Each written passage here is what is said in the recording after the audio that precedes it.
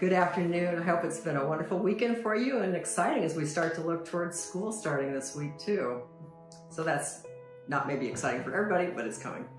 The stars were shining so brightly in the night sky, it felt like you could reach out and touch them. That evening it was so quiet, even my cousin and I were talking softly as we sat on a blanket in the yard at my uncle and aunt's backyard. This was such a special time for me. I was rarely outside after dark on my own. I was so excited to be spending precious time with my favorite cousin, who though considerably older than me, had sought me out for this special time. It was cool and dark that evening in Littleton, Colorado, years before the lights of the city would encroach and overwhelm the night sky. Had I been aware of the words at the time, surely this passage from Isaiah would have popped into my head. Lift up your eyes and look to the heavens. Who created all these? Who brings out the starry host one by one and calls forth each by name? Because of his great power and mighty strength, not one of them is missing. It's times like that, just like when we could look up and see the whole Milky Way in the total darkness after the derecho, when you realize how insignificant you are in the grand scheme of things, compared to the galaxies and billions of stars that God has created. And yet that very same God who created them all and knows them by name, loves and cares for each of us and knows us in minute detail. Those moments with my cousin were like that in ways too.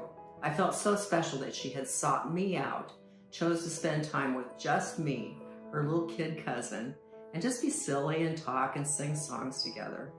I felt treasured and loved in those moments, like I was really being seen for me.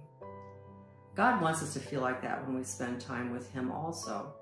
I will be the first to admit that I don't spend nearly enough time just being in quiet and making space for God to speak to me in that space. I'm not good about finding a spot to just be, whether it's in my house somewhere or sitting on my front steps in the evening or having some quiet time on our deck in the early morning. God desires that we use those times not just to rest and recharge, but also to be with Him, listening for His voice and sharing what's on our hearts with Him. He already knows our innermost thoughts and everything that's on our hearts, but He still wants us to be intentional about coming to Him and inviting Him into that time of reflection. In fact, God says in Isaiah 65:24, "Before they call, I will answer. While they are still speaking, I will hear." God knows what we're going to say, anticipates our every prayer, and is ready and waiting to answer it even before it passes our lips.